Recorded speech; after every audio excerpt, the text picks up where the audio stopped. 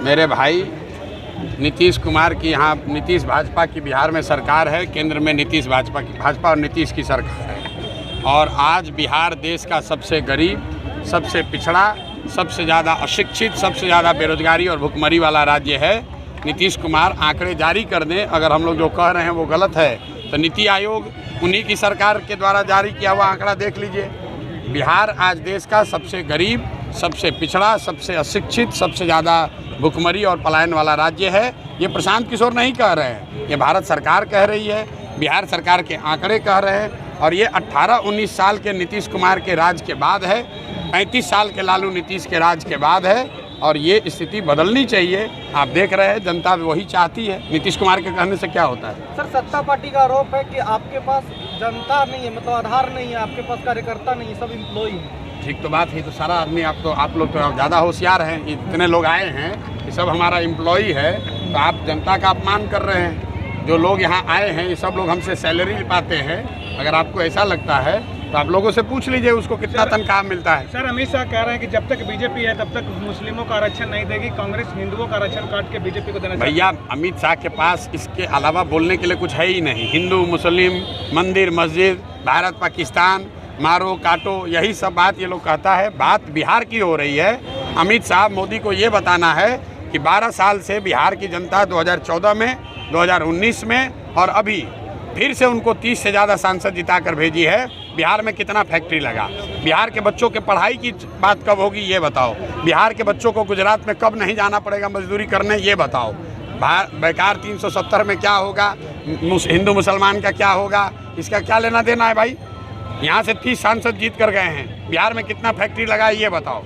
गुजरात में रोज़ फैक्ट्री लगा रहे हैं, गुजरात का विकास हो रहा है, बिहार के बच्चे जाकर वहाँ मजदूरी कर रहे हैं, वो तो बात ही नहीं बता रहे हो। हिंदू मुसलमान बताकर खाली लड़ाई लगवा रहे हो। पहली बार आए और मामला त्रिकोणीय हर जगह हो रहा है, क्या लगता है? अरे कोई कोणीय नहीं है, एक ही कोणीय है।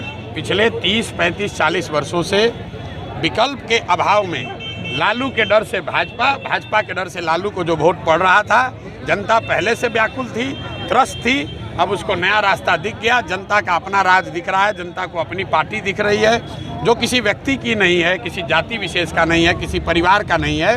बिहार के उन सारे लोगों का दल है जनसुराज, जो चाहते हैं कि बिहार में एक नया विकल्प बने ताकि ये लालू के डर से भाजपा और भाजपा के डर से लालू को वोट देना बंद किया जाए। केंद्रीय मंत्री जीतन राम मांझी भी घबराए हुए हैं इस चुनाव को लेकर। कौन घबराया हुआ है? जीतन राम मांझी अपनी बहू। अब जीतन राम मांझी बेचारे उम्र भी हो गया है और उनका उम्र भी हो गया है और उनको मालूम है कि वो कहीं लड़ाई में है नहीं, तो बेकार अब उनके बोलने का, घबराने का तो समय है ही। जब आप खुद मंत्री बनिएगा, जनता को इतना बेवकूफ़ बनाइएगा, खुद जीते मंत्री बन गए, बेटा को मंत्री बना दिए, अब पतोह को लड़ाइएगा, तो जनता बेवकूफ़ तो है नहीं। अरे भाई, यहाँ 70,000 मांझी समाज के लोग रहते हैं। क्या 70,000 मांझी समाज में कोई एक आदमी भी काबिल मांझी नहीं है? उनके सब काबिल मांझी समाज के लोग मांझी जी के अपने परिवार के लोग ही हैं। यही तो परेशानी है। और मांझी जी अकेले नहीं हैं। बगल में देखिए बेलागंज में सुरेंद्र यादव का लड़का लड़ेगा। आप चलिए रामगढ़ में, वहाँ जगतानंद सिंह के लड़के लड़ेंगे। आप चलिए तरारी में, वहाँ पर पांडे जी के लड़के लड़ेंगे। जो नेता है वो कह रहा हम लड़ेंगे, हमारे बाद हमारा लड़का लड़ेगा। अब बिहार की जनता जाए, जहाँ जाना है उसको जाए। सर, इलेक्शन आती है तो सारे नेतागण लोग जो है कि वादे करते हैं, क्या आप भी अपने वादे पे खरे उतरिएगा? कौन सा वादा किया हमने? आप तो यहाँ पर थे, हमने तो वोट मांगा नहीं। गली जा करके अरे सुनो मेरी बात। 5,000 गाँव मैंने भ्रमण करके जो है। अरे कहा नहीं, 5 बार गए। जी जी, जीतने के बाद भी जो है जो आप बात उन गाँव को बदलेंगे, भ्रमण काहे करेंगे? हाँ जी, तो वही बदल, वही कहने का। पहले जीवन भर भ्रमण नहीं करते रहे। नहीं सर, नहीं सर, भ्रमण कर लिया,